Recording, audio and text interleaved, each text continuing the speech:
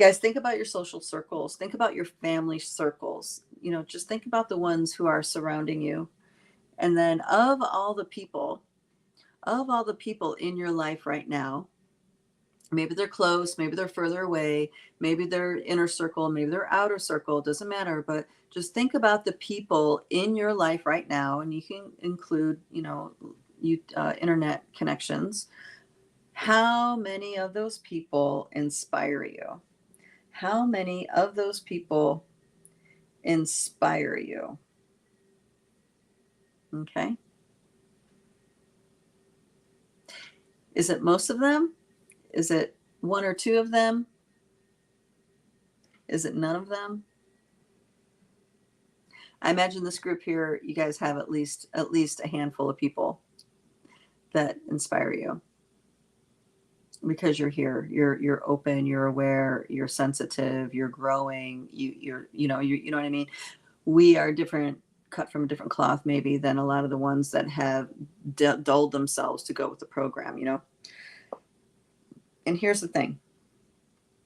If there's nobody in your circle that inspires you, and you may need to tell this to some of your children, grandchildren, if there's nobody in your circle that inspires you, you are not creating a social circle.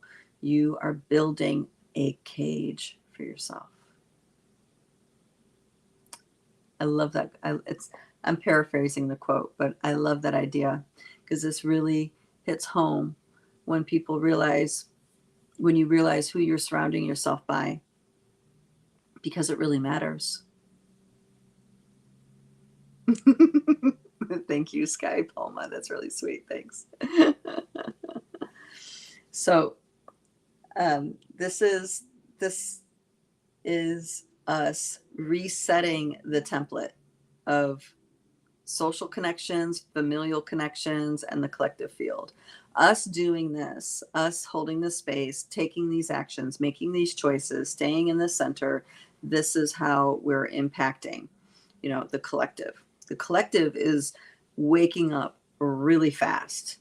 And I know not everybody feels that because of some of the narratives going on, some of the, the woke movement, the conservative versus alternative, or I don't even call it alternative, liberal. There's that thing because it's a election year, right? And then, of course, we have all of the inflamed media stories that are there. But all this is, like I said many, many times before, is a distraction to us focusing on what's really important in life.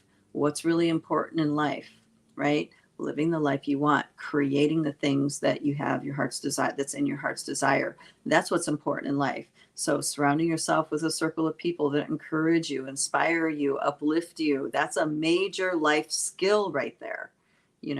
What a lot of people do, and this more times than not, and this is just from my observation when I look at different groups, because I travel a lot and I see a lot of different kinds of people. And what happens very often is that you have a chief that surrounds them with Indians, and the chief wants Indians that are going to do what they tell them to do. Okay. And, that's called a hierarchy. Right. And this is the old way of social structure that we're moving away from. And we're moving away from it because the energetics of the nesting dolls that are creating our reality are no longer supporting the hierarchy the way it used to. Okay.